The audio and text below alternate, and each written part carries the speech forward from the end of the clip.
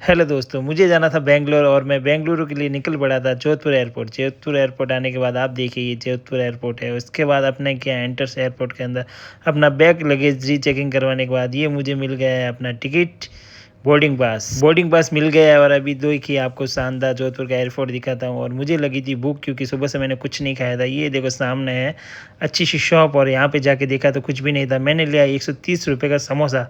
देखते हैं कि 130 रुपये में समोसा का स्वाद कैसा है। बाहर का स्वाद तो हमें पता ही है, एक बार एयरपोर्ट के अंदर का स्वाद भी चख लेते हैं। समोसा लेने के बाद मैंने एक बाइट ली और आपको सच बताऊँ तो इतना घटिया स्वाद था कि ज़िंदगी में ऐसा समोसा मैंने कभी नहीं खाया। थोड़ा बहुत खा के फिर मैंने डाला उसको डस्टबिन में। थोड़ी देर में अनाउंसमेंट हो चुका था और अपना बोर्डिंग लग गया था गेट नंबर 1 पे। और ये मुझे लगा था फ्लाइट तक जाने के लिए कोई बस होगी, लेकिन यहाँ पे कोई बस नहीं है। मारवाड़ है प्रधान। अपन पैदल चलते हुए निकल पड़े इंडिगो की फ़्लाइट की। और ये देखिए फ़्लाइट के अंदर एंटर्स हो गए हैं। बहुत ही शानदार नज़ारा है। अंदर आने के बाद अपन को इंतजार था अपनी सीट का। और अपन को पता ही अपन को चाहिए अपन की विंडो सीट पे बैठने के बाद अपन ने देखा कि अपने पास बैठे एक बुजुर्ग माता जी जो कि 75 साल की उम्र में थे और वो तीसरी बार अपनी यात्रा कर रहे थे।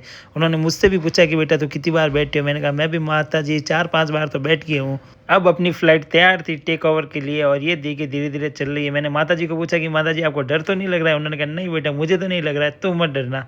मैंने कहा ठीक है माता जी, आप हो तो फिर मैं क्यों डरूंगा। धीरे धीरे अपनी फ़्लाइट ने स्पीड पकड़ना शुरू कर दिया और आराम से अपन विंडो सीट पे सीट बेल्ट लगाकर आराम से बैठ गए। बाहर का नज़ारा लेते हुए ये देखिए अभी जोधपुर एयरपोर्ट से अपनी फ़्लाइट ने उड़ान भरी है और ये धीरे धीरे धीरे धीरे हवा की ओर प्रस्थान कर रही है। थोड़ा सा डर है अंदर क्योंकि आपको ही पता है कि थोड़े महीनों पहले एयर इंडिया का जो हादसा हुआ था उसको लेकर डर हर किसी के बीच में रहता है। ये देखिए शानदार जोधपुर का नज़ारा है। आसमान से आपको आज जोधपुर का नज़ारा दिखा रहा हूँ। बहुत ही शानदार नज़ारा है देखने को ही, मतलब अपना मारवाड़ की बात ही अलग होती है। क्या करें, ये अपन आराम से फ़्लाइट के अंदर बैठे हैं। डर किसी चीज़ का नहीं है क्योंकि अपन की तो आदत हो गई है, बहुत बार बैठ गए इसलिए। और ये अभी देखा अपन आ गए आसमान के ऊपर। इतने में माता जी ने पूछा कि बेटा अपन ऊपर आ गए क्या। मैंने कहा हाँ माता जी अपन अभी हवा में है। क्या मैंने तो ध्यान ही नहीं पड़िया। अब देखिए ये शानदार नज़ारा बादलों को चीरते हुए अपनी फ़्लाइट जा रही बेंगलुरु की ओर। अब भाई अपन सो जाता है क्योंकि 2 घंटे बाद पहुंचेंगे बेंगलोर।